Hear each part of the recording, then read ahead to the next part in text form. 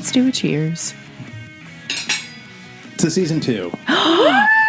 Welcome back. Welcome back to Tales from the Service Industry. I'm Bill. I'm your host. I'm here tonight with Miss B. Hey, guys. I'm here tonight with Liz. Hi, team. We are kicking off season 2, powered by red wine. Yes. With a dragon on the label. Can't remember the name. Doesn't matter. Dragon on the label. Boom. Yes. Pour me another glass. Let's get after it.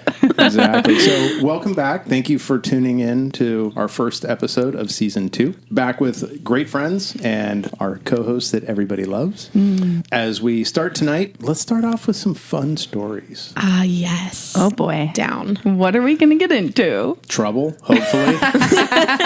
I know that we had talked very briefly earlier about some of the stories we could tell, and we had settled on a couple about recent employee interactions, and I had a fun one that I wanted to share with you ladies, but I think everybody listening might kind of get a kick out of it. Okay. And here's why. Normally, the stories that I'll share, I don't know, I don't think I'm a jerk. This one, I was a dick. No way. I love that. Yeah, I was very much not a nice human being, and I will share with you what the fallout of that was. Okay, but before we tea. start, was your attitude and response warranted? Very rarely is my response not warranted. Okay, fair. Okay. As you will hear, the interaction was very professional, Okay, good. but the interaction was not very warm and fuzzy would be a good way to put it. I was going to say proactive. No, it was highly proactive, and it actually had some great fallout that I'm really happy about. Yay. Okay. So I will share. All right, let's Okay. get into it. So the hotel that I'm at now is not performing very well. So I was basically put in the position to take it over, help square it away. Okay. One of the challenges that we've had has been employee performance. Come in and fix. Yeah, come in and fix. Now, I'm not going to tell you names. That's not what we're here for. This is just kind of the situation. Okay. Okay. So when I started at this property, a lot of the employees would corner me and ask me about the raises, saying we were promised a raise in October by the previous leadership. For the company that I work for, they never do raises in October. I was going to say Period. that's kind of a weird time of year for a raise. Right? Yeah. They do, excuse me. That one's on record. This is the problem with drinking while we podcast, right? Yeah. So the company that I work for does their raises at the beginning of the year, second quarter. I've answered this question to every single employee the exact same way. Number one, I don't know what you're talking about. I wasn't here when those raises were promised. Yeah. But number two, I can tell you that based on our budget, what I see in the system, my conversations have been with my leadership. The answer's no. The answer's no. Okay. And for me, I've always prided myself on the fact that you may not like the answer, but I'll do my absolute best to be as truthful and transparent with you as possible. That's great. I'm not going to kick the can down the road, and I'm not going to lie to you. Well, and if you've done the research, looked at their file, see if there's anything on paper, written agreement, but if there's not, your hands are tied. Are they at minimum? Oh, no. Oh. No. The team's all well above minimum. so Oh, 'cause so I it's was- not a January 1st That's issue. what I was going to say. No, It's no, like no. January 1st. No. It's not a government mandated Got it. change in minimum wage or anything like that. So this associate asks me, when am I going to get a raise? And why don't we have bonuses? And I said, okay, so I've explained to you the fact that there is no raise that is scheduled for the month of October. It's gonna be Manager or coming- hourly? This is an hourly associate. With a bonus. Why would they think they would get a bonus? If they've never gotten Sorry. one before. I don't know. Okay, look, that kind of ties into the absurdity of the whole conversation. Okay, so I said to this person, well, I would really like to actually have this conversation with you because I've been asked this question before. I've shared back with everybody. There is no scheduled raise. There's no scheduled raise as far as in the P&L for the month of October. It's scheduled for Q2 of next year, yada, yada, yada. So let's have this conversation because I really want to understand your mindset and where you're coming from on this. And this person says, okay, doors open. Yeah. Right? Okay. So I said to this person, you've made it clear that you feel that you deserve a raise. So let me ask you a couple questions. Oh, God. This person says, okay. I said, if I was to give you a grading scale of 1 to 100, 1 being a brand new associate that knows nothing on day one. Okay, I would hope they get more than a 1. So, well, listen to the whole scale first, right? Okay. So 1 is an associate that's brand new day 1. 100 is a fully trained employee at month 5. Where on that scale would you place yourself? And the employee thinks about it for a moment and says... Please don't say less than 100. So they for sure say 100. Have I told you this story? No. Okay. So the associate thinks about it for a moment, and they say, I would say like an 83, 84, 85, somewhere in there. Oh, okay. I said, okay, great. Hold on to that number. I said, where is the hotel right now in its overall performance? Not where it should be. And the associate says to me, I don't know what our number is, but I know that we are failing. Okay, great. Hold on to that thought. Yeah. I said, when you were brought on 5 months ago, you were given a series of training modules that you needed to complete in your first 30 days. So can you tell me where you are in your new hire training? And this person thinks about it and says, I don't know. And I said, well, let me help you out with answering that question because I do. I said, right now, you are at 29% complete. Shut up. On your 30-day training modules. After 5 months. Yeah. Now, You're kidding. keep in mind, in this conversation, what did I say at the very beginning? On a scale of 1 to 100, right. 100 being where a 5-month employee should be fully trained. Mm-hmm. But they're not fully trained. They're not. This person's at their 5th month. You are nowhere near. I'm trying to reinforce with this person that I'm talking about you. Yeah. So this person says, at the 29%. Right? And I said, but let me ask you a couple more questions. I said, at what point have you received a paycheck in your time with us that has not been what was owed? And Never. And they stopped and they thought and they said, well, never. But they have owed you the training modules after their first 30 days. And after 5 months, they still have not yet completed it. Correct. So at this point, I looked at this person and I said, so let me make sure I understand our conversation to date in its entirety. I don't want to be wrong in this conversation. Okay, well, I'm sorry to interrupt, but if I was this team member, I would have been like, okay, I get what you're putting down. I'm going to go back to work and finish those. Like, I am so sorry. Oh, God. You and I are on the same page, because if it would have been me in that conversation, I would have been like, where's the ripcord? Literally. Yep. Where's the eject button? Get me the F out of here. Exactly. God, the entitlement. Oh, my. It gets worse. Oh, God. Keep going. I'm excited. So I said to this person, I said, let me just recap the whole conversation so that we're on the same page. I said, you are asking me for not only a raise, but bonuses. Oh, my God. Yet you sat here and you explained to me that the hotel is failing, that your training is only 29% complete. And when asked where you are on a 100 scale of 1 being a brand new associate to 100 being a fully trained 5-month employee, you told me that you're an 83 to an 85. So you're 15% below your performance as a fully trained front desk agent. You are 61% below complete on your training. I would die. And the hotel is failing. Do you think you deserve a raise or a bonus? So I looked at this person square in the face and I said, so please, let's continue the conversation where you justify a raise and or a bonus. Oh, my God. They didn't run away. They stayed there. They stayed there. Oh, my God. And kept arguing? At this point, it's arguing. Yes. Oh, my God. At this point, it's badgering. Yes. So I said, look, if you're not picking up what I'm putting down right now, then let me just make it clear. And that is, you are not getting a bonus in the month of October. You are not getting a bonus next year. You will get a pay adjustment. But at this point, we are not... Based on performance. None of us are in a situation where a bonus is even a warranted thing. I can't even ask my boss for a bonus. Well, because the hotel is failing. My boss is going to say, where's the hotel at? Where are you financially? Where are you X? Why do you deserve it? We don't reward mediocrity, let alone below mediocrity. We're not even mediocre. Right. Now, all of this is just, I mean, it's not even a funny story at this point. It's just like, oh my God, this is cringy, right? Yeah. No, the humor is this. 2 days later, It keeps going. Yeah. 2 days later, this person walks into my office and gives me a resignation letter. Done. Thank you. Bye. Good, Felicia. Good riddance. Thank you. Now, let's take that, put a pin in it, and fast forward to yesterday. Okay. So yesterday... To give us some timeline, when did that original conversation occur? Ballpark. 2 weeks ago, 10 days ago. Okay. Yeah, it would have been 10 days ago. Okay. So yesterday, I'm walking around the property, and one of our long-term stay guests sees me, and he comes up and he says... So I've noticed a lot of people are leaving the hotel. I said, what do you mean? He goes, a lot of employees are leaving the hotel. I said, yes, they are. He goes, why is that? Like, what are you doing? Yeah. To make everyone I like leave. Well, no, that's not part of the equation at this point. Oh, okay. So I looked at him and I said, well, in all honesty, I said, I think it's me.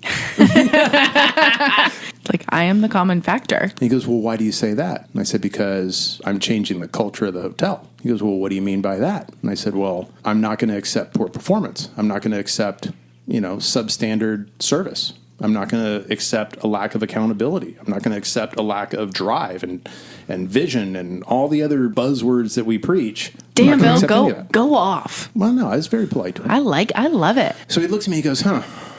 I said, well, why do you ask? He says, because someone's been here at night talking to a lot of your associates. Stop. And I said, by someone, do you mean someone that has previously worked here? And he says, yes. Oh, I kind of let it pause for a second. He says to me, how do you feel about people coming in and stealing your employees? And I thought about it for a moment, and I looked him square in the eye, and I said, I would be upset if someone came in here and stole my employees.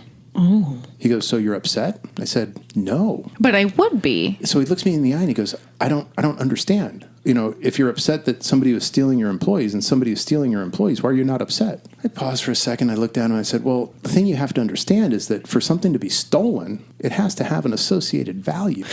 I have to want them here. Exactly. And the look on his face was like I just slapped him. He's like, so what you're telling me is this person is stealing the worst of your employees? Probably. I said, again, person might be taking them. They're not stealing them. He smiled at me and he's like, you're all right. Like, I see you. Yeah, you're all right. I see you. I see what you're putting down. He turned around and walked away. Oh my God, I love it. You're all right. And you say, right. Have a great stay. Oh my God, that's so funny. So did you confirm any of the story? Review the footage. Review the footage. Unfortunately for him, person that was coming in to steal our employees, he's on camera. Yeah. So, I've got this person in my lobby well after hours, like normal business hours, talking to my employees, the same ones that have tendered a resignation. Oh. So, yeah, it's not an allegation. It's a fact. So what are you going to do about it? Nothing. I'm going to send him a Christmas card next year and just say thank you. Oh, okay. Because quite literally, he's taking the people that have the worst scores, the worst performance, the worst ethics, the worst drive, lack of ambition. Good luck. The list goes on. Bye. And he's taking all of those. He's taking your problems away. 100%. That you don't have to deal with. They're just turning in their resignation. It's the best when that happens because then you don't have to go through all the effort of firing them. Yeah, yes. Exactly. It's a lot of work. There's no progressive discipline. There's no stress of, oh my God, I got to talk to this person again. Oh, amazing. None of that. But the best part is their exodus has already begun. Ooh. Several have already left. Good. One left yesterday, one left today. Congratulations. Oh, amazing. Even more amazing, neither of them said a word as they walked out the door. Oh, my gosh. Just took their check and bounced. Thank you. They gave you a late Christmas present. That's amazing. But the problem is... I'm jealous. Okay, so... Right.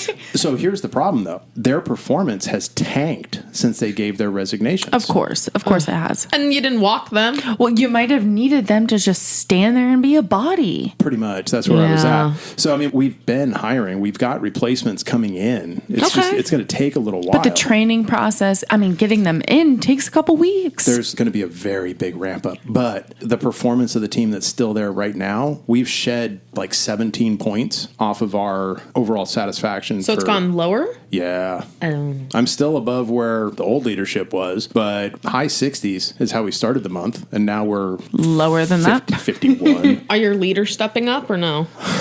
One of my leaders is one of those that's been poached.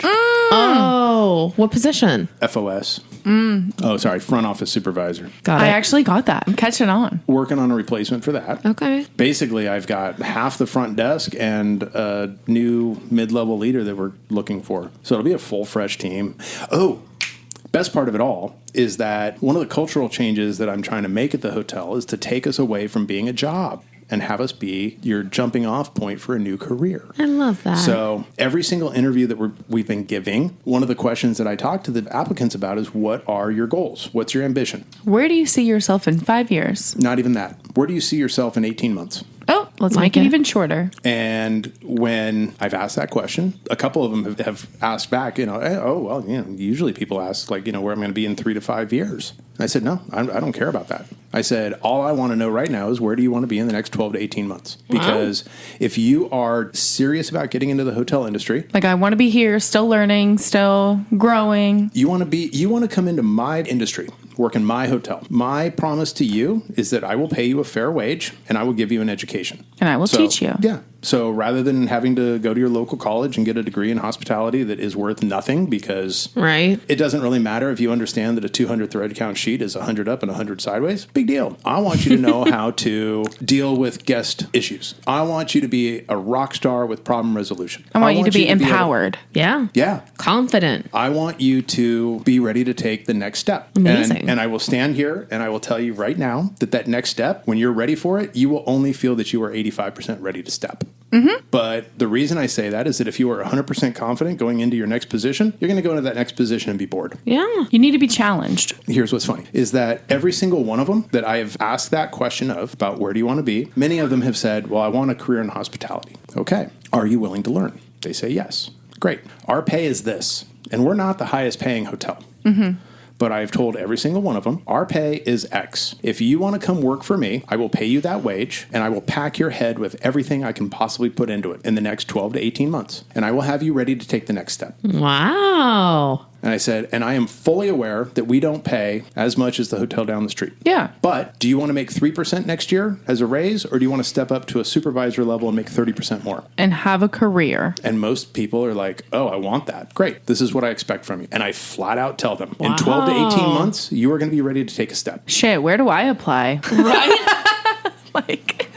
Here's the thing that was really kind of interesting, is that when I was talking to my AGM about this, and even my current FOS, both of them pushed back saying, you can't talk to people like that. You're going to scare everybody away. No, you're going to scare the right people away. Yeah. The eager beavers that are so hungry to get in and to learn and to grow are just going to eat that shit up. See, I hear that and I want to jump up. I'm like, let's do it. So yeah, I mean, ultimately, the entire concept of me telling them that is exactly what you just said. It's like, I would much rather have the people that don't have the ambition, the drive, and the desire to just simply back out of the application process than to be hired on, and then I have to discipline them out. Let me one up that. Go for it. What if someone had no experience? Love it. And they're like, I want to get into hospitality. I've maybe worked with minor customer service before, but I'm really, really interested in this. I'm super eager. I want to learn. I want to get into the industry. If I'm hiring one person for the team, I would hire you on the spot. Yeah. Do you know why? Moldable. Well, moldable, but... Coachable. Mm-hmm. Coachable, but what else? Usually a good attitude. Good personality. What else? I mean, I just think the eagerness. I feel so dumb. What else? The hunger. What don't you have? I don't have bad habits. Yeah, I'm not tainted. Way to go, Miss B. Woo. Absolutely. You don't have the bad habits. No, you don't have any bad experiences from previous hotels, other industries. Because those are hard to break. I will never, ever, ever hear the words, but that's how we did it at the Holiday Inn, come out of your mouth. Oh, F off. I'm just saying. No, I know. Yeah. It's like, that's the point, though, is that if I've got someone that has all those traits that will make them an achiever and no experience, that's fine. I'll give you the experience. I'll give you the education. You'll do it my way. Some of my best hires were people that had zero hospitality experience. And I went out on a limb to give it to them. A couple of my rock stars recently. I'm thinking of one in particular.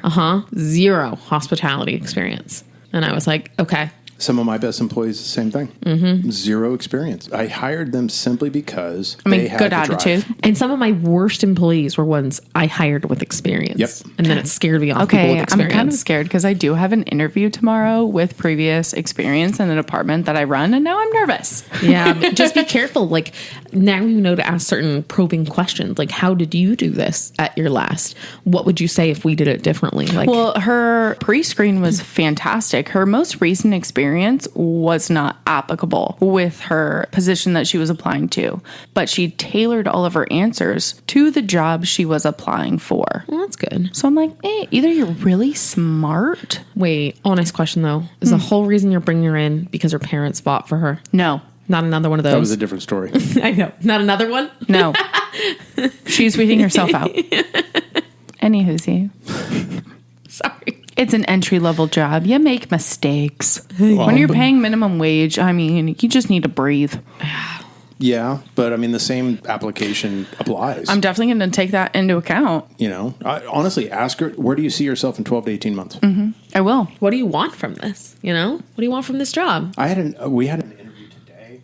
Oh, God, it was cringy. Talking to this young lady, it's like, what do you think makes you a great candidate for front desk? Stop. Well, I'm really outgoing. I'm really a people person. I love working. to smile. I love working with people. I'm really energetic.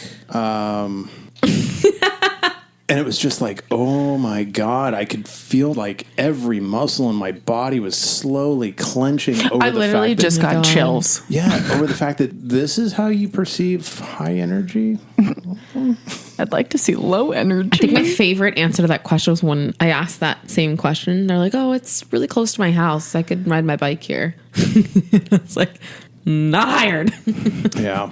Conversely, though, also had an interview with a person today and to our moments ago conversation about experience, this person had 0 hotel experience. This person had, I don't remember how many years in the military experience, though. Oh, okay. Oh, that could be good. Speaking with her, holy cow. It's very eloquent. She was very well spoken. She was very clear in what she was saying.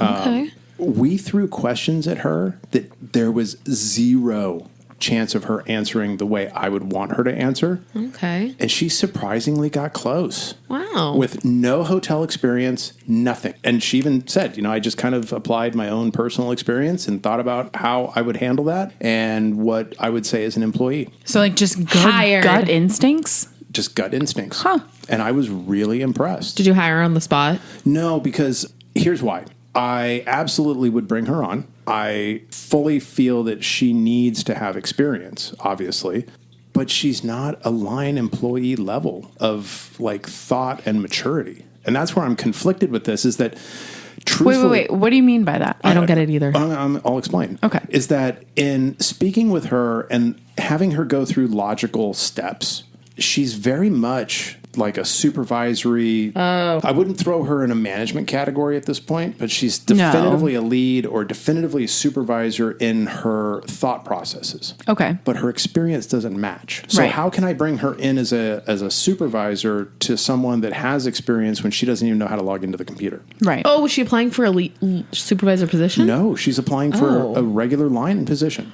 Well, you could bring her in as an agent and then could promote her pretty quickly as soon as she knows the system. Right, but my problem is half my team is gone. How effectively can... How can you train? How can we train multiple people at the same time and to the degree that they should be trained? Man, if only she applied 3 months from now. Or 3 months ago. Yeah. Yeah. Just not right now when you're bare bones. She's on my short list of people to hire, though. Yeah, because that sounds like a good one that'll stay and really put in the work. Well, and she got the exact same speech that I gave everybody, and she was excited about it. Like, her eyes were big. She's like, that's an option? No, that's not an option. I said, in 12 to 18 months... you're going to have to make a decision. I said, we're going to prepare you to step off into a career. Sink or swim, babe. Well, no, here's the thing, is that for me, if you were to tell me that you have a desire to grow and I don't teach you, then I've decided your career path for you. Wow. If you tell me that you want to grow and I give you every piece of knowledge you need to grow, and then you choose not to, and you want to just make it a job, that's fine. That's on you, boo. I'm going to go home and sleep just fine tonight. Yeah. But if I make your career decision for you, that's not cool. Yeah. So I love it. With the company that we work for, basically, if you were to go work at any other sister property, you punch in on their clock, you get paid from that hotel. So it's very easy for me to task force someone. Oh, you need people for the weekend? I've got people that need hours. I'll send them over. It's a great way to learn. I miss that. Are you at all in the back of your head nervous that this might just be coming from my years of inexperience? They leave you? Well, no, you fail them. Oh, Absolutely, it's a fear. Like you do everything you can, but they're not ready in 12 to 18 months. Absolutely, What that's if? a fear.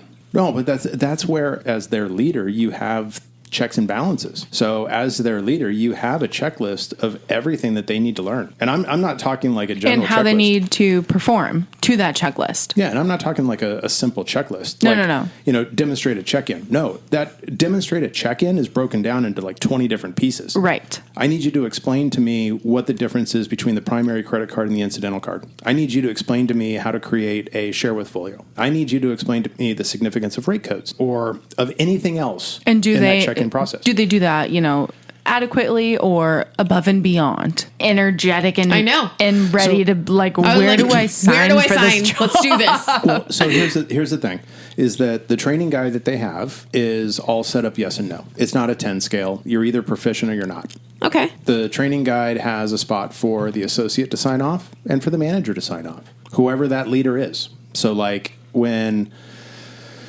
So they might not know what you're looking for and just sign off, be like, yeah, you're good. Yeah, no, and that's not how it's going to work. So with the training guides, there's going to be a section for engineering. There will be a section for housekeeping. There will be a section for F&B. There will be a section for every department in the hotel. Because that front desk supervisor or that front desk agent is going to get exposed to every single one of those departments. Oh, I was like, is this the same training guide for every is. single department? No. I'm just talking right now about front office. Okay. So that front desk agent needs to understand what it takes to clean a room. Yeah. Holy moly. So congratulations, your basic training of 2 to 4 weeks to not be dangerous at the front desk. You're in housekeeping. Next week, you're spending 3 shifts in housekeeping. You're going to learn how to clean a room from beginning to end. Oh my God, I love it. You're going to understand what it takes to return a room to vacant ready when you complete a room move. Yes. Vacant. Sorry. So- but yes. Yeah. And like inspections. Oh, everything. They're going to get exposed to it. They're not going to have to be competent. They're going to have to understand. But they will clean a room. They will clean a couple of rooms because they need to understand that those ladies that are cleaning the room, or gentlemen, They need to have respect for every department And understand what how they're much doing. hard work goes into that. That, they don't just check somebody into a room and the person goes, my view's not the best. And then front desk just offer to move them to another one and not realize how much labor went into getting that room ready. And now how they much have to labor. redo it. Okay. And then Well, think about it this way. To complete a check-in from beginning to end, to complete all standards, to not feel rushed, to be professional, takes what? How many minutes? Miss B, you're the pro. Well, it depends on the type of room, the square footage. Oh my if God. there's couches, Type of property? If there's glass windows in the shower, there's like a lot. No. I'm not saying how long does it take to clean it. Oh. I'm saying at the time of To check in. Oh, Your front desk agent at the time of check-in, how much time does it take for that person to complete a check-in from beginning to end? it shouldn't be more than 5 minutes. Perfect. Hitting So, all the standards. Yes, you Right. can't go over 5 minutes.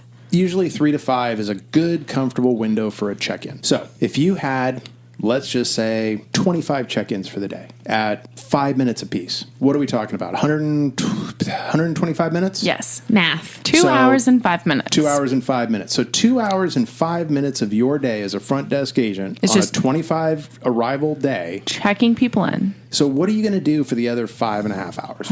Your checklist. Right. Now, conversely, let's look at housekeeping, who gets paid $1 less an hour than you do. I know. Okay. And they are At working least. a full 8-hour shift doing full labor. And some of these team members are being asked to clean anywhere between 14 and 16 rooms a day. Yeah. Okay, let's cut in half, just say 15. Split the difference. Okay. So they've got 480 minutes in their 8-hour day that they are spending sweating, cleaning those So rooms. that is about, wait, hold on.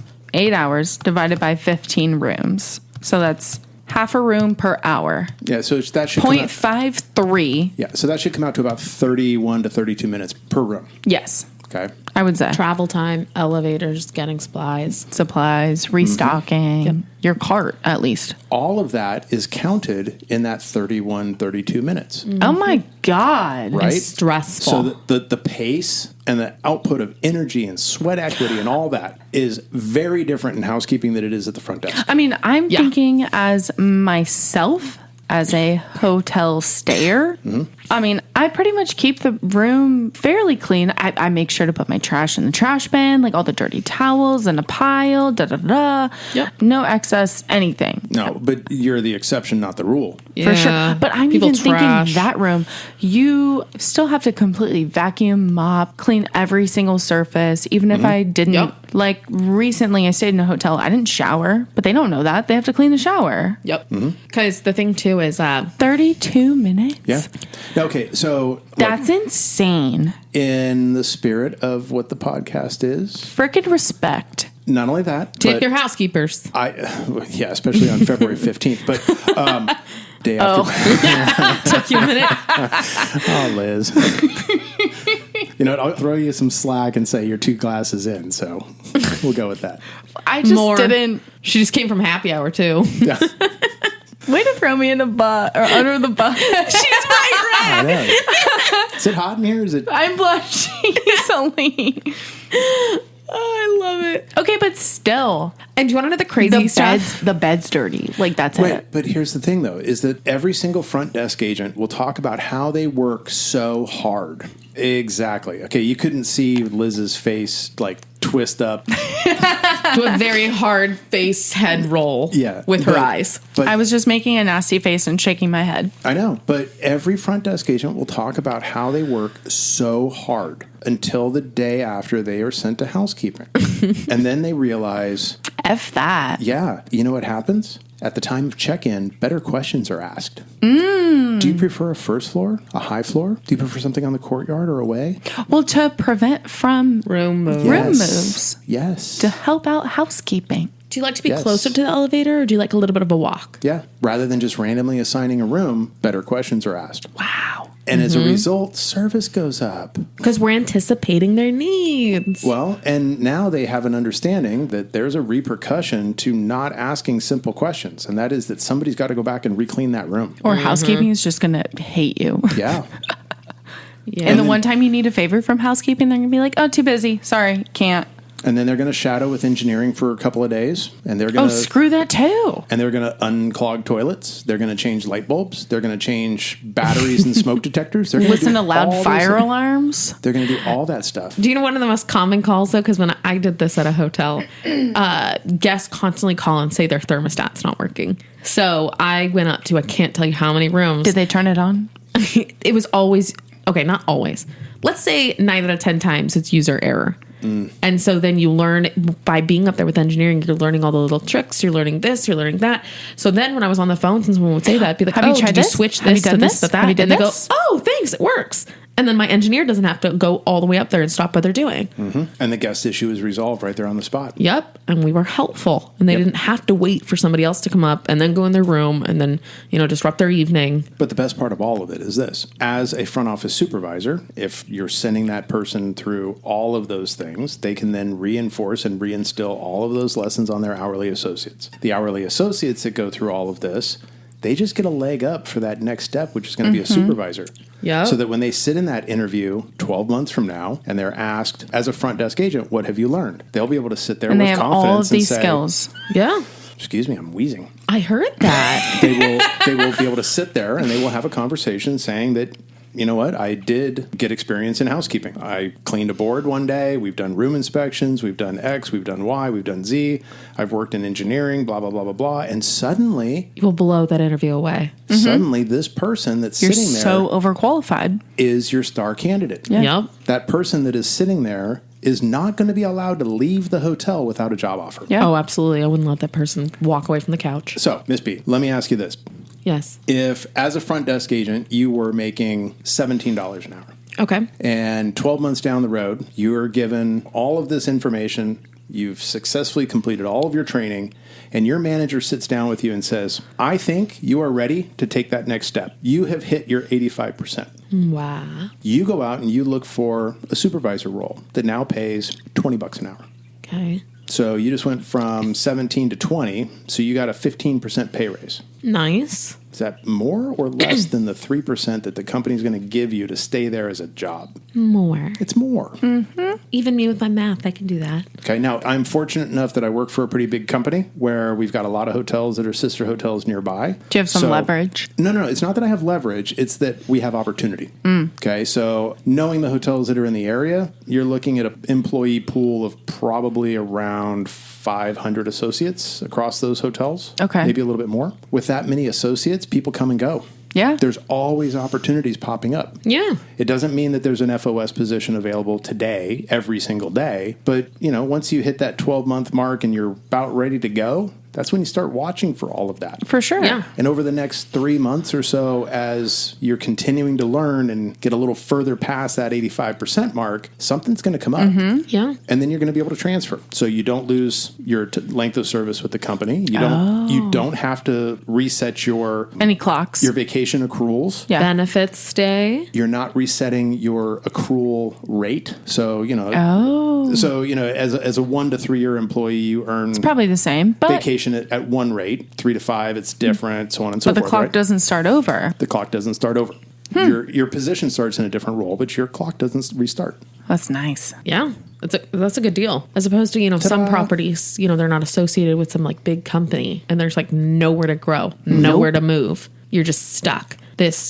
There's all those outlets. And that's one of the perks at working at, a box property or a company that has a bunch of properties. Well, and especially at those like smaller, more boutique properties, there might be opportunities to transfer it, but nothing you're qualified for, nothing you have experience in. Yeah, it's usually a whole separate department. You'd have to start from the bottom again. And like we've talked about how our industry is huge, but our world is small. I was having a conversation with my AGM today about exactly that. And weirdly enough, she threw out a name that I haven't really thought about in years. And it was somebody that I worked with. And it was familiar. Like 7 or 8 years ago at a hotel that was like 6 or 7 hotels ago. Wow. And this person, she knows this person. It's a very small world. Apparently went to high school with this person. Like, wow. Has history with this person. 6 degrees of Kevin Bacon. Yeah, pretty much, right? Well, in this case, it was 1 degree. But the point being is that randomly, 7 years later, 6 hotels later, here I am talking with someone that knows this person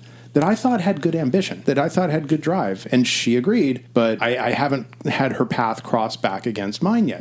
There's people that, Miss B, there's people that you and I know that we know together that I knew before, that now work for the same company that I do. Oh, yeah. But really far away. Oh, okay. So it's like, it's just this weird, it's convergence and divergence, right? People come in and out of the hotel that you work for, the company that you work for, et cetera. So, well, I mean, in my industry, so I came from a lot of work in country clubs before in another part of the state. So that was like very common for golf pros or superintendents or servers and bartenders to just flop from club to club within like a 40-mile radius. Wow. So my hometown, it's like, wait, where is that person working now? Oh, at that club? Oh, they were somewhere else when I worked with them 4 years ago, and they've been to 3 other clubs since.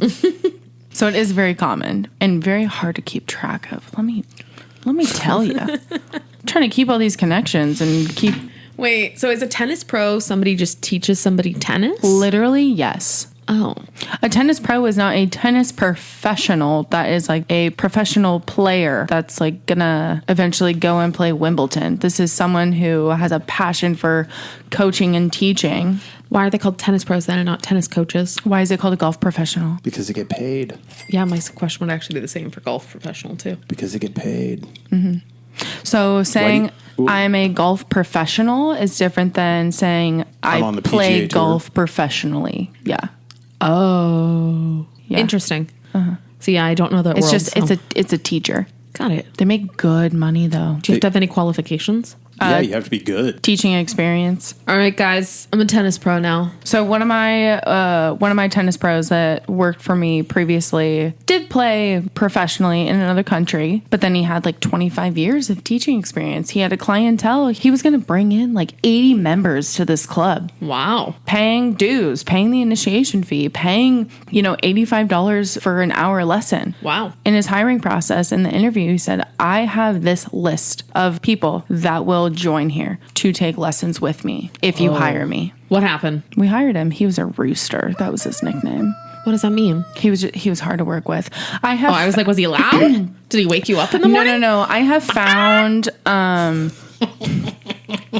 yeah, that's not a rooster thing. He made unnecessary noise for the company. I don't know, but I'm going to save that soundbite. There you go.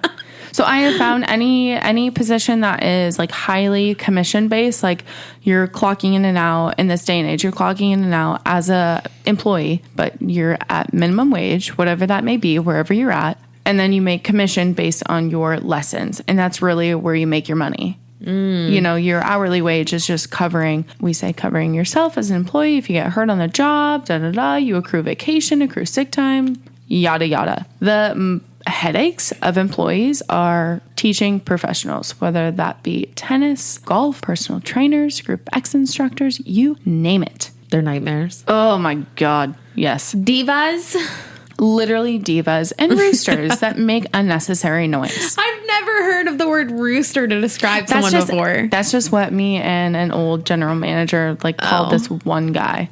I had another tennis pro who was a female who I loved. Was she a chicken? No, she was a mama bear. Sorry, I was just doing the opposite of rooster. I know. I know. We were going to let it slide, though. No, she was great. I had never overseen tennis, didn't really know much about the sport. And she said she was South African. I'm not going to try and do the accent. Oh, no, please don't. But she was like, if you're going to oversee the tennis department, you need to know what you're talking about. You're going to join my ladies clinic like every whatever day at this time. Oh. I'm gonna ask your boss if it's okay. I'm not going to charge you. So I got free lessons for like 2 years. Wow. I eventually got to join our league just because we had a spot that we needed to fill. How come we haven't played tennis? I would love to. It's on. So a very big popular thing like in the recreation industry right now is pickleball. It is all the rage. I want to try this. Bill, have you pickleballed? I have not. So I added another court to our facility. Oh, man. Have you had fights yet? And no, it's a temporary court. Like, listeners, please don't get it twisted. It's not a permanent court. It's not that cool. I did have 2 permanent courts in my last club, and it was so fun. Bill, did you hear? So it's like a thing. I didn't know this. We visited another country club and we met with their staff and their managers and whatnot. And we got some scoop. Okay, wait. Side note. They have called me since. Oh. And I have tried flirting on the phone with that man. Do you want to come try our court? Pickleball is a really big thing right now and people fight over it. Legit fight. I had the court at that time. I thought, why did you let them take that court? It's a thing. And apparently it's not just this country club. It's everywhere. Pickleball people. And they fight over the reservations. And there was 3 managers there that were pickleball is the nightmare of my existence. You will not believe the stories I have because of this. Very popular, in the whole state of California and especially in the desert. Wow. So obviously not in the summer, but right now. Oh, my dad's been on a waiting list for 1.5 years to get into one of these pickleball clubs. Mm-hmm. It's a club specially for pickleball. I'm not surprised. Nothing else. And they joined a different club temporarily that has some pickleball courts. And they keep checking on their wait list number. They're we're at 42 now. This is the last time I had dinner with them. I'm what the There are certain HOAs and clubs in the desert that have upwards of 40 pickleball courts. What the? It's just tennis smaller. So I explained it today actually in a meeting because I bragged about having a second court. I was like, hey, we're doing this. We're adding an amenity. We're going to do a drop-in. We're going to do clinics and all this stuff. They were like, what is pickleball? And I said, well, it's a version of combined tennis, and then someone goes ping pong, and I go, no, it's more like tennis and badminton. Okay. Do you want to know the most recent pickleball news I heard? Oh God, tell. I would love to. that it was being embraced at retirement communities. Yes. In the nude. That took a turn. Yeah. Didn't see that coming. Yeah. My grandparents play a lot of pickleball. Yeah. They're naked. At 65 and up communities. Look, God bless. You're comfortable enough with your body to play pickleball in the nude, but there's just... At that age? At any age. I'm not even 65 and I wouldn't do that. At any age. Nobody wants to see this. Are you half that? Here's my problem with it, though. I understand that, like, when you're running and there's sudden stops in pickleball, things keep moving. Okay, Momentum. so no. It's not like tennis. It's more short, sporadic movements. I don't care. Still sounds painful. Okay. At 70 years old, things are moving. And they're longer. They're lower. Yeah. Well, yeah, I mean, I was kind of going gender neutral on that comment. It could be either way. It could be either way. The balls, the boobs. Going which way and what? Oh my God. Do they hang low? Do you tie them in a bow? Do they wobble to and fro? Yeah, exactly. Oh my God. Okay. Ideals. We're talking about great amenities of recreation that is offered to people in this country. I know. Okay, guys, I don't mean to change subjects. No, but wait, please do. Let's take us away from did naked you pickleball. see the Instagram video I sent you? Yes. Holy shirt balls. Did you see it, Liz? I just saw this before our podcast, and I was like, "You have got to be kidding me!" I will show you offended. right now. So I'm really offended. This is what we have to deal with. we're gonna have to repost this. Yeah. So for those that can't see it, that will have to look at it on the website. It is an angry guest at a hotel in China that decided that they were going to protest their stay by driving their car through the lobby. This is on purpose? Yeah. Yes. This isn't like It said they got into a disagreement over their stay with the manager. Yeah, so basically what happens in the video is that they break down the front door with their car. They drive through the lobby. They smash into multiple things. Well, and they take a hard reverse and then a quick turn here. People are approaching the car now. I think they get him out of the vehicle at that point. But No, he's reversing. Oh my God. And then I think he's going toward the front doors again, or trying to. It's a sharp turn.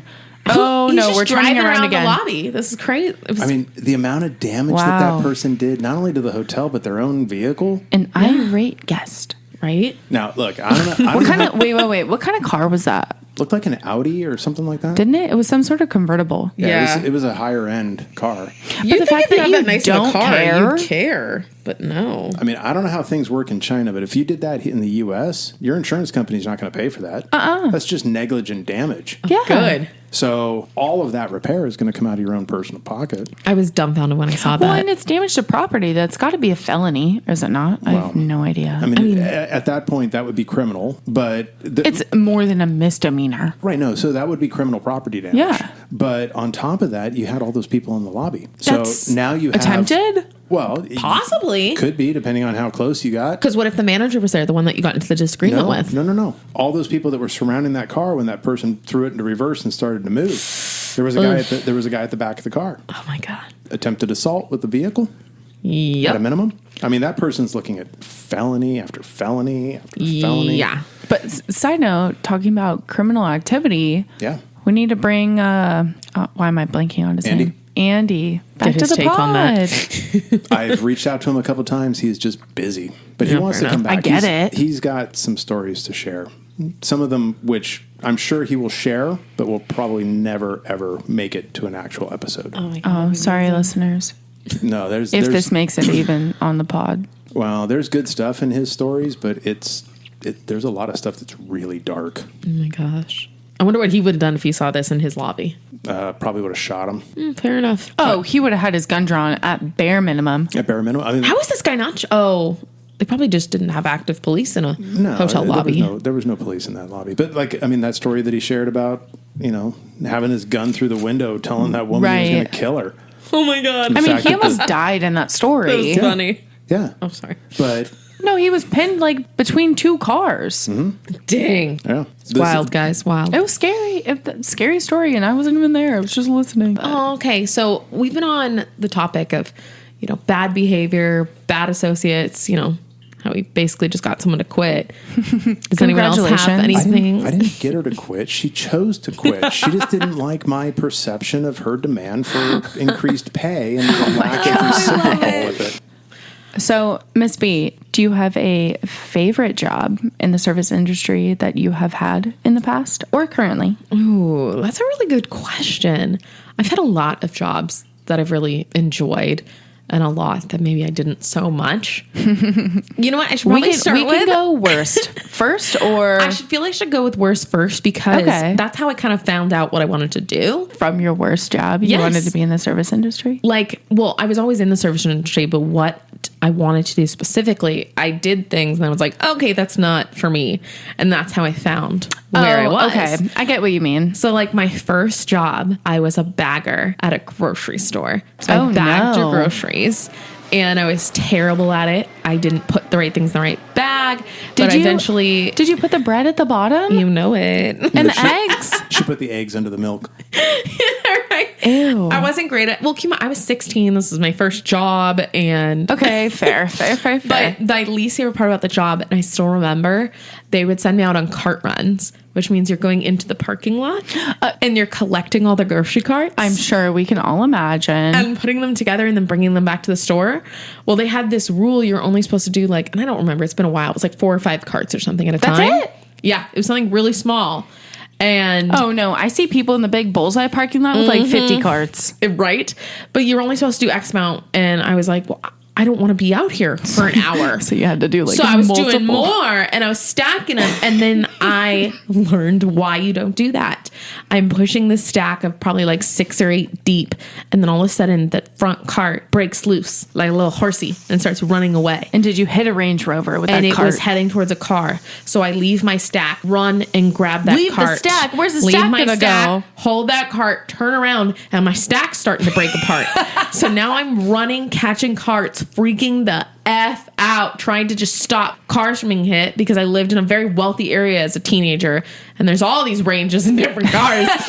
And that was the scariest, worst moment of my life. And from then on, I was like, I don't want to do cart duty. Please don't make me do it. So get me another job. So, and then after, I was also a barista and I got let go after not very long because I sucked at making coffee. Okay. But wait, can we back up 1 minute? Yes. Do you put your carts back where they're supposed to be in a parking lot? Yes. Please. Miss B. No, I thought we were asking if people do it. You do it. Of course. Okay. Of course. And I go the extra step because I have a baby and it's usually far from my car. So I usually put the cart back first. And then take the baby. Yes. And so I bring the baby back with me. Okay. Yeah. Can I ask another question? Yeah. What if you just leave your cart like on a curb? You are the devil. Okay. I'm not going to lie. I didn't say it was me. I'm just asking the question. The only time I've done that is because there are certain stores where they're like, I don't get the idea behind this, but they don't have a cart return and they want you to come all the way to the front of the store. Oh, I'm sorry. And I parked all the way in the back and I'm like, you don't want those door dings. No, I'm That's thinking why I hate people that don't put their cart back because I've had my car dinged badly in parking lots. From a cart or from a car? No, from a cart. Like I returned to my car. And there's just a cart. And there was a shopping cart in my door. I'm sorry if that was me as a grocery bagger. No. No, this is recent. I know you weren't slinging groceries a year ago. Okay, what if there's already one cart at the curb and you put it like right behind and you tuck it so they're, you know what I mean? When I've had to do that, when I've had to do that, I make sure it's secure. But there's not a cart return in sight. Like again, if I see a cart return, not saying it's I go me. do it. Yeah. Oh, that's why you're asking for a friend. Hypothetical. Quote. Oh my gosh. But so I'm going to probably say that was my least favorite job. But then I had a lot of like, screw that. Things like that where I maybe lasted a month to 3 months max where I was like, okay, this is not for me. I have plenty of stories for that. But my favorite job, I would have to say it was a big box property. But the reason it was my favorite was just because of like the coworkers I worked with. And we just had this amazing group of managers that just vibed and connected. And it was really about the people I worked with, not so much the job itself. I love how both of you are thinking it's about you. No, I've worked with you long enough to know it's not about me. But Meanwhile, I'm over here like, I'm going to cry. Like, this means so much. Talk but it's amongst probably, yourselves, I'm awfully close. it's probably not about me at all. No, I was keeping it vague, but because I'm not going to lie, it's tied between two properties where it was just about the people I worked with. She's talking about us. I might be. They grow up so fast. I really teared up a little. I didn't. But yeah, I'm sorry. You're heartless. It's more fun to talk about the jobs that I disliked and all the crazy stuff that happened. Carts. Oh, man. You guys will have to, I'll tell you some of my bad coffee stories and when I worked at a pet company sometime. Oh, what? Yeah, it was really bad. All right, so we'll put a pin in that for the next episode. Exactly. Sure. What about you, Liz? Okay, I was just inviting myself to go next. So this might be controversial, but my worst and best might be the same. Oh, okay. Because it was worst for a lot of reasons, but the best because it got me passionate about the service industry, and it's led me to steps in my career that I've taken and have led me to where I am today. Oh. Yeah. So it was my first real job. I was still in college. I only had lifeguarding and swim lesson experience and coaching on my resume. Okay. So I thought, okay, well, I'm graduating college with this big fancy degree. I need something other than lifeguarding on my resume. So what do you think I decided to do? Be a server. Oh. Oh.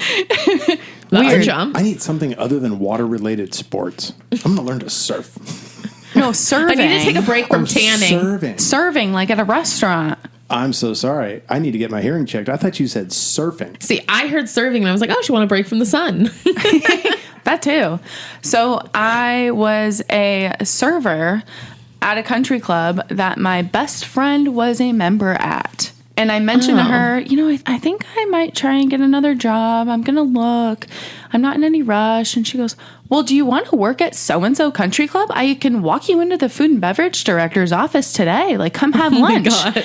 And me being, 20, 21 years old, was like, sure, let me come lay by the pool with you and I'll meet your food and beverage director after. I was wearing a bikini and a sundress. Of course you were hired. And flip-flops. I walked in there, met her for 5 minutes, and she goes, okay, come back tomorrow for an appointment with HR and we'll get you started. Wow. Yeah. So I was a banquet server, and my favorite was serving weddings. Ew. Oh, she always put me on the head table. Oh. So I would just flirt with the groomsmen and bridesmaids and just keep their drinks full. I love it. And I would get really, really good tips. Yeah. I made really good connections. And at a country club, you get to know members. Of course, I hated my life, some days. I can imagine. But that was mostly from bussing and having late nights cleaning up the weddings and resetting the banquet room for the next day. I served a ladies golf group every single Tuesday for 2.5 years, every single Tuesday. They were gems. But I love it. To this day, I will still go to that property and I feel like a celebrity. People love me. They like to hear what I'm up to these days. They keep track of my career. They're friends with me on social media. Aww. I have taught their kids and grandkids swim lessons and on the swim team. And so I still have a really big connection to that country club. But it was hell as well. Okay. But I feel it's fair. I learned the most there, and that is where I got my passion to be in this industry. That's awesome. And it all took me wearing a sundress walking into an office one day. And flip-flops. That's awesome. Yeah. Can I just ask a quick rewind question? Mm-hmm. Flirting with the groomsmen? Oh, for sure. What about the bridesmaids? I said bridesmaids. I know. What aren't you telling us? Oh, no. I would. I'm kidding. I literally would do it for cash. I'm kidding. Of course. Who hasn't? And they're the ones writing the big checks to my boss. I got to get those good reviews, just like your hotel. Do it. Pass out that TripAdvisor card with your name on it. All right, Bill, it's your turn. Worst and best? Worst and best. Worst and best. I'll keep it real short. Best was my very first hotel job as bellman. Oh. Jinx. Saw some of the craziest things that I've seen. Oh, man. I mean, I've shared stories with you guys, but I've seen some interesting stuff when you go to a guest room. Oh, I'm sure. Yeah. I hear stuff from my bellman. Lots of nudity. People that don't give an F. On purpose or on accident? Oh, no, absolutely on purpose. Oh. No F's given. One of my favorites. Come on in. One of my favorites. No, I get a call. X room is checking out. They need help with their bags. Done. I'm on it. Grab the cart. Hustle upstairs. Woman opens the door. She's not wearing a whole lot, but she is clothed. Okay. At this point, I'm like, what, 22? Something like that? So you're like, ooh. So. Chesticles. Hi. I'm Bill. How can I help you? How can I be of service? So, I knock on the door. Hi. I was told you were checking out and needed help with your luggage. She says, yes, I do. And at that moment, another woman comes walking out of the bathroom wearing 2 towels. Okay. One around her waist, one on her head. Oh. And that is all. Okay. Oh, my. I'm sorry. Coming, like, as a female, I would never. You'd have to do that on purpose. Yeah. I'm sorry. A towel around the waist is not comfy to me. Wait, what'd you do? Sorry. So I'm standing there. This woman comes out of the bathroom. She looks me square in the eye and she goes, oh, hi, good morning. Oh, hi, good morning. And she's like, kind of messing with the towel on her head. She's out there for the world to see. She's clearly proud of him. She should be. Oh. And that was normal. Just swinging in the wind. See that kind of stuff all the time. Men and women. That was the downside. Did you have fun in that room? No. That was the downside, seeing the men. Yeah. Yeah. But so that was probably my favorite job. Okay. Not because of that kind of stuff, but because of the fact that it's like I wasn't locked down to a specific part of the hotel. Yeah. You got to wander. Yeah. So especially in a big resort, if you're a front desk agent, you're never outside of the front desk. No, you are locked down. Exactly. Bellmen go everywhere. Yeah. If there's a guest room, I'm free reign to go there. And they're making cash. And that was the thing that I liked about it the best, is that every day I would walk with cash money. That's cool. AKA beer money. Yeah, that would probably be my my favorite job, best job, whatever. Worst job, not hotel related. That was a dive instructor. That was the worst. Really? Yeah. Is that because you almost died or because you didn't like it? I didn't almost die as an instructor. I had close calls in other regards. I almost had a couple of students that I thought were going to die. Okay, that would make those sense. You haven't binged the pod. Those are stories that we've already shared, I think. Yeah, I think I've already shared those. those. I remember that. That was the worst. Long hours. I think you were here. I was. It was long hours that started very early in the morning. Ew. It was... You had to be in the water. Yeah. Oh, gosh. It was the feeling of constantly being wet. That really sucked. It got to the point where I had 2 wetsuits and I almost was going to buy a third. Yeah. Just to keep a good rotation. Because you're always getting into a cold, wet wetsuit. Yes, to keep a dry wetsuit. Yeah. Because there's nothing that sucks harder than 5:30, 6 a.m. You're slipping your foot down into putting on a wetsuit. Wetsuit. No, thank you. Ugh. Okay, that's horrible. Yeah. Yeah. That's why I elected for lifeguarding. You never really have to get in the water. You just look like you're ready to get in the water. Well, you sit in it, you pan the water. That's funny. But no, my time as a swim instructor, oh my gosh, that was 9 hours a day in the water, interacting with toddlers and young children, teaching them how to swim. Second best job though, for sure. Second best. She's talking shit and then being like, I loved it. Okay, but again, that's like another worst but best. She's so positive. I love my time doing it. I just want to choke her.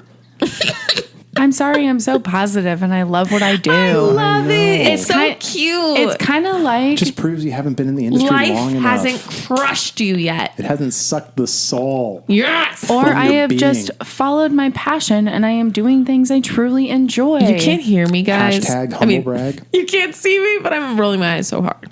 Okay. I'm just kidding. We love you. We're just teasing you. I love it. I take it.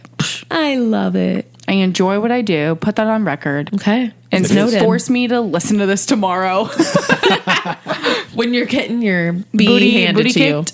you. Yeah. Oh, gosh. Yeah. Well, on that note. Yeah. Okay. So let's do this. On that note, let's wrap this here. Mm-hmm. Thank you, ladies, for being here tonight. Thank you to whatever brand wine that was that helped me make it a little faster. Yeah. Red wine with a dragon on the label, whatever you are. Yes. Thank you to the dragon. Thank you for having us on season 2. Oh my gosh. Yeah. Yeah. So that's it. Season 2, episode 1. Woo! Woo! We'll see you next time. Thanks for listening. We appreciate you being there. And we'll be back in a couple of weeks. Thanks for listening. Did I say see you next time? You did. You'll hear us next time. How about that? I was going to let it slide. But yes, you'll hear us in a couple of weeks. Yay. Yay. Thanks, team. Bye.